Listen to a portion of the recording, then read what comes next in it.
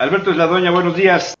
Hola, ¿qué tal? Buenos días. Bien, buenos días Faustino, buenos días Jesús, buenos días Edmundo, que ahí escuché sus voces.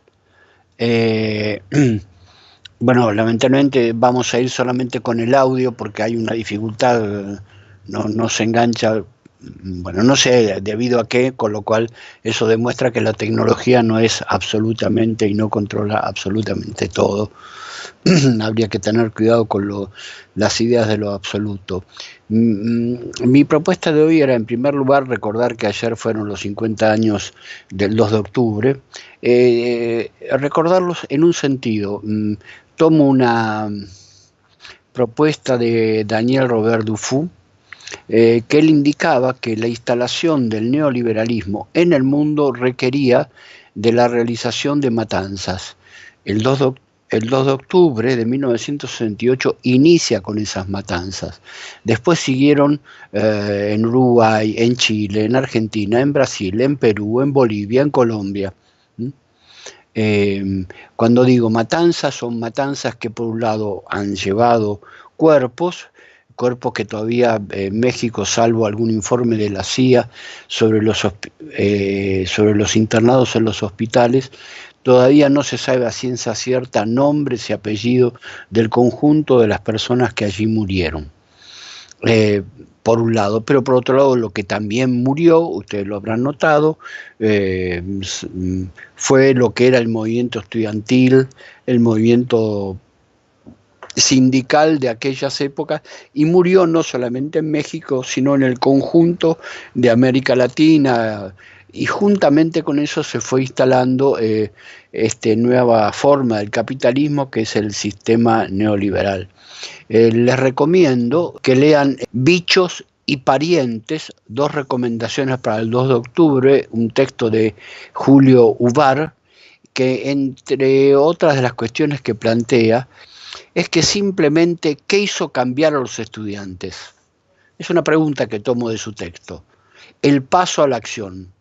Nunca habían contado, su opinión todavía no era de interés para nadie y su lugar en el mundo era obedecer, seguir la línea marcada y agradecer el empleo que les estaba destinado. Pero en algún momento la insurrección fue una promesa superior a toda la oferta de obediencia.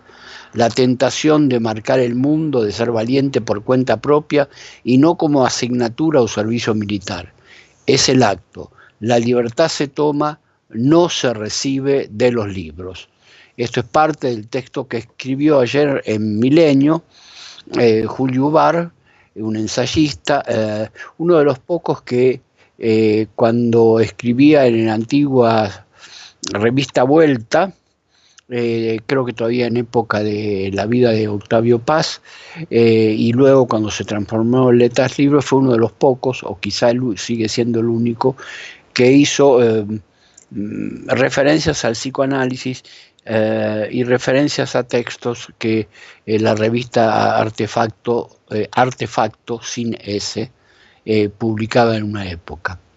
Bueno, entonces el 2 de octubre es un tema, bueno, para algunos es un tema de memoria, no es lo mismo la memoria de la gente de nuestra edad. Por ejemplo, en 1968 quien les habla era miembro del movimiento estudiantil en la Facultad de Derecho de la Argentina, cuyo centro de estudiantes llevaba como nombre Quetzalcóatl. Ese nombre se lo colocó Ortega Peña. Ortega Peña, ustedes saben, es uno de los abogados que murió a manos de la AAA en la Argentina, y recuerdo que junto con Jorge Teste y Jorge Sivak, colocamos un enorme cartel en la facultad informando de las noticias que teníamos de lo que había sucedido el día anterior en la Plaza de las Tres Culturas. Jorge Teste, junto con su mujer Mónica Steingart, son parte hoy de los 30.000 desaparecidos en la Argentina. Jorge Sivak, años después, salió de esta vida por vía del suicidio. Hay un texto que les sugiero mucho leer y que voy a abordar en la actividad del taller El Acto Analítico. El texto se llama El Salto de Papá. escrito por Martín Sivak, un brillante periodista y brillante ensayista, donde relata y permite a quien esté interesado localizar cómo un suicidio puede mostrar la trama social, política, cultural, espiritual que vive una determinada sociedad en un determinado momento. Muchas veces los suicidas suelen expresar aquellas condiciones que la subjetividad de la época a veces no permite aún decir o hablar. Wittgenstein decía, de lo que no se puede hablar, no se habla. Y Foucault indicaba que aquello que no se puede decir en una determinada época no se dice. Los suicidas en sus diversas formas, no son todos iguales, hablan de algo que aún todavía la sociedad no se atreve a hablar. Vuelvo al 2 de octubre. En el 2 de octubre también hay un texto, malo o bueno, cada uno de ustedes puede tener una opinión, que habla del parricidio ocurrido en esa fecha. Digo, más allá de lo que uno puede opinar sobre ese texto, queda claro que Díaz Ordaz ejecutó, llevó a la realidad la imagen que Freud habría dado del padre de la horda primitiva. Él tenía que salvar el prestigio, la imagen de México en el mundo, salvar las Olimpiadas, y entonces no tuvo ningún inconveniente, como dice una de las mujeres sobrevivientes. No se tocó el corazón para irrumpir con el ejército a bayoneta calada, armar un escenario de una supuesta provocación y realizar una matanza que sumió en silencio, el silencio de los cementerios, y sumó en silencio a muchos que en algún momento pretendieron, de formas distintas, no solo en México, cambiar un poco la sociedad en la que vivimos. Quisiera terminar este comentario y escuchar algunas opiniones de ustedes comentándole algo muy extraño. Seguramente ustedes están informados que este domingo en Brasil hay elecciones para presidente, hay dos candidatos, un candidato de ultraderecha, yo creo que Hitler quedaría a la izquierda de él, Bolsonaro, y un candidato suplente de Lula, Haddad. Este candidato, Bolsonaro, ha hecho declaraciones tales como: el error de la dictadura fue haber torturado y no matado. Si mi hijo fuera homosexual, lo mataría. Las mujeres de derecha son más hermosas y más higiénicas. Las otras muestran, lo dice así él, muestran las tetas y hacen sus necesidades, bueno, lo dijo así, y se cagan en la calle. Su candidato a vicepresidente declaró que es una barbaridad seguir pagando el aguinaldo en Brasil, que si se trabaja 12 meses hay que pagar 12 meses y no un mes más, 13, como es el aguinaldo. Bueno, ustedes dirán, bueno, pero esto es una barbaridad. Bueno, y sin embargo, después de una enorme manifestación de las mujeres bajo la consigna él no, o sea, no votar a Bolsonaro, hubo otra manifestación de mujeres, de sectores populares, que salieron a apoyar a Bolsonaro. Y Bolsonaro en esta semana aumentó 10 puntos su diferencia con respecto al candidato suplente de Lula. Bueno, me parece que estas son cuestiones que hay que estudiar, porque tengo la impresión que estamos ante un momento en que la ultraderecha o la derecha, o mejor dicho, el sistema neoliberal, tomando lo que ustedes dicen, lo que ustedes están hablando, del control del trabajo, de cómo se arregla, cómo el control cibernético sería más efectivo que las viejas usanzas para reservar mesa o estar en una fiesta. Junto con eso estudian cosas. Por ejemplo, en Brasil estudian que la gran mayoría de los votantes, posiblemente me equivoco, el 85% no se acuerda que en Brasil hubo una dictadura. La gran mayoría de los sectores populares lo que quieren es, no importa que pase, pero que haya seguridad.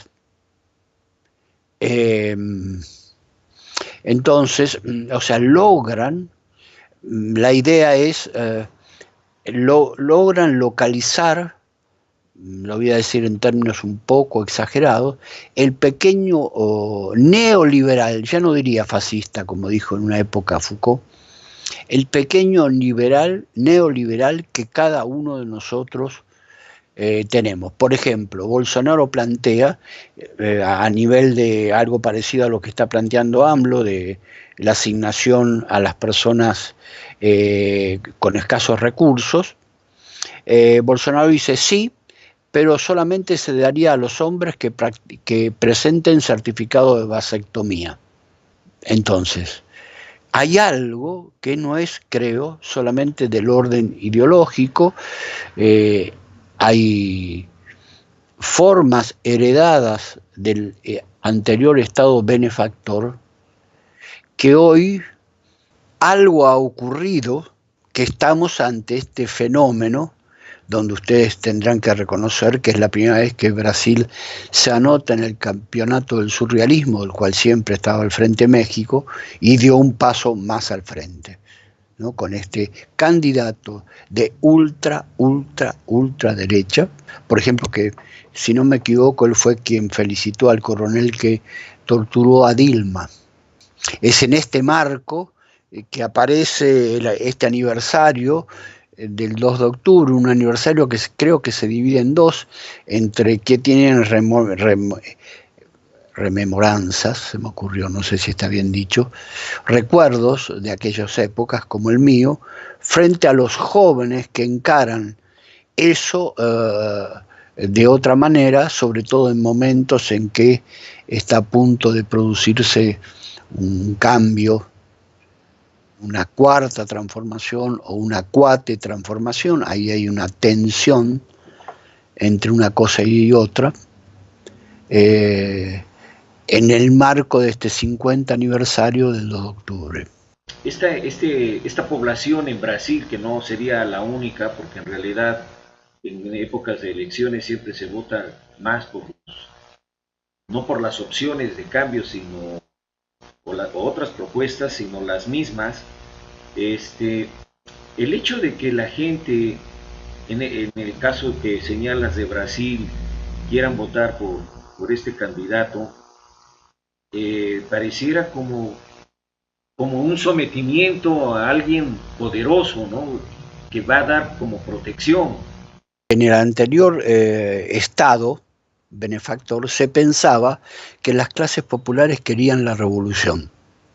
Hoy día el acceso, por ejemplo, a los medios de información, incluido el Internet, piensen, Facebook le otorga por primera vez a cualquier habitante de cualquier pueblito perdido en las montañas mexicanas, donde incluso ahora hay una empresa de una cooperativa de gente, de indígenas, que ofrecen los servicios de teléfono celular a un precio más accesible que Telmex. Bueno, pueden tener acceso, por ejemplo, a Facebook y su opinión cuenta. Pueden decir me gusta o no me gusta. Y entonces, cuando aparece eso, lo que aparece es que esos que querían, suponíamos que querían la revolución, parece que no la quieren tanto. Por lo menos es lo que se muestra en Brasil. No sé si está bien lo que Faustino señala. Hay algo de favorecer el sometimiento. Más que sometimiento es acuerdo. Es algo más grave. Pues seguiremos la otra semana, don Alberto. Bueno, ok. El tiempo es tirano. Está bien, bueno, Alberto. bien. Hasta la próxima. Muchas gracias. Hasta luego. Hasta luego. Todo bien. Gracias.